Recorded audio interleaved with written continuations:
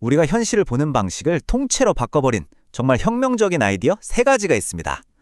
오늘은 바로 이 이야기, 그러니까 아주 질서정연하다고 믿었던 우주가 어떻게 무너져 내렸는지 한번 파헤쳐 보겠습니다.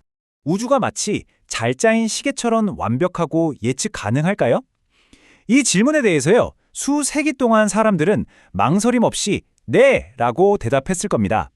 왜냐하면 뉴턴의 물리학이 세상을 지배했으니까요. 모든 건 정해진 법칙에 따라 아주 정확하게 움직인다고 그렇게 믿었던 거죠. 그런데 말이죠. 20세기가 되면서 이 완벽한 시계가 그야말로 산산조각이 나버립니다. 그 빈자리에는 훨씬 더 기묘하고 어딘가 매혹적이기까지 한 그런 현실이 나타났어요. 오래된 세계관과 새로운 세계관. 한번 보세요. 결정론적이고 예측 가능했던 세상이 확률적이고 예측 불가능하고 복잡한 세상으로 바뀐 거죠. 자, 그럼 그 첫 번째 균열은 어디서 시작됐을까요? 네, 맞습니다. 바로 이 양자 세계. 원자보다도 더 작은, 정말 상상할 수 없이 작은 세계에서 우리가 철석같이 믿었던 기존의 물리 법칙들이 글쎄요, 더 이상 통하지 않게 된 겁니다. 정말 눈 깜짝할 사이에 불과 몇십 년 만에 모든 게 바뀌었어요. 1927년에 하이젠베르크가 우리는 모든 걸 알 수 없다고 선언한 불확정성 원리부터 시작해서 아인슈타인이 유령 같다며 믿지 않았던 그 양자 얽힘 현상이 80년대의 실험으로 진짜라는 게 증명되기까지 정말 정신이 아찔할 정도의 발견들이 쏟아지면서 자연의 규칙이 완전히 새로 쓰여진 거죠. 여기서 진짜 중요한 게 뭐냐면요. 이 불확정성 원리라는 게 우리가 가진 측정 장비가 부족해서 기술이 모자라서 그런 게 아니라는 거예요. 이건 그냥 자연 그 자체의 속성이라는 겁니다. 우주가 원래 그렇다는 거죠. 그러니 어쩌겠어요. 절대적인 확실성이라는 건 이제 영원히 불가능해진 겁니다. 이 양자 세계의 기묘함을 아주 잘 보여주는 게 바로 그 유명한 슈레딩거의 고양이 실험이죠. 상자 안에 고양이가 있는데 우리가 뚜껑을 열어보기 전까지는 이 고양이가 살아있는 상태이면서 동시에 죽어있는 상태라는 겁니다. 이게 바로 중첩이라는 건데요. 모든 가능성이 말 그대로 그냥 함께 존재하는 거죠. 우리가 딱 하고 관찰하는 그 순간 전까지는요.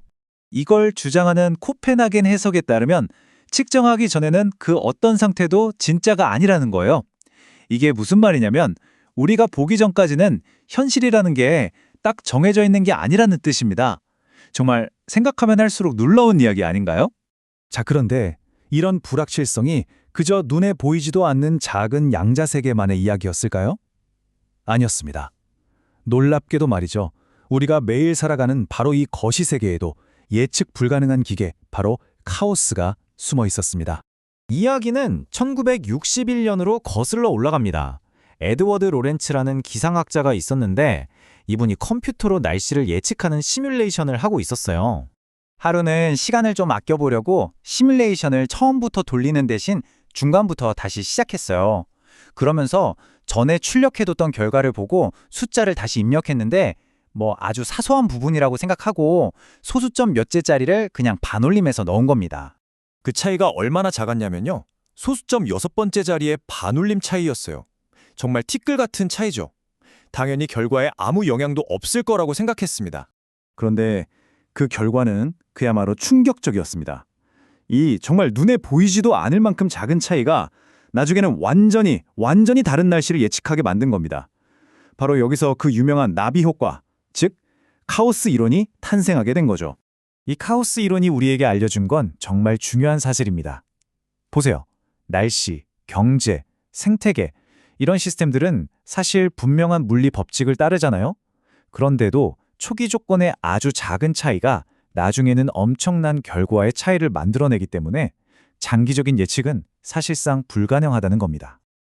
심지어 우리 심장 박동의 불규칙성을 분석해서 병을 진단하는 데도 쓰일 정도니까요.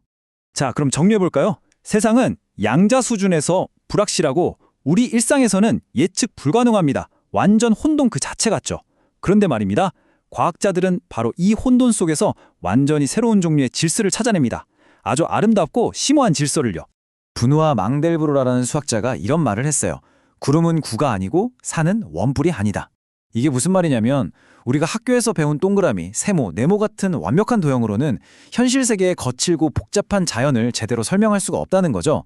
그래서 그는 우리에게 새로운 언어를 선물했습니다. 바로 프랙탈입니다.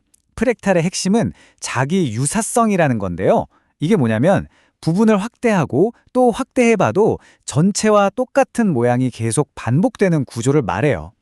정말 신기한 건 이런 숨겨진 기하학이 우리 주변 자연 어디에나 있다는 겁니다. 해안선의 길이를 재는 걸 생각해 보세요. 더 작은 자로 잴수록 길이는 무한정 길어지죠. 산맥의 울퉁불퉁한 모습도 멀리서 보나 가까이서 보나 비슷하고요. 심지어 암세포의 모양이나 주식시장의 가격 변동 패턴에서도 이런 프랙탈 구조가 발견됩니다. 이 자기 유사성이라는 패턴이 바로 복잡함 속에 숨겨진 질서를 푸는 새로운 열쇠가 된 거죠.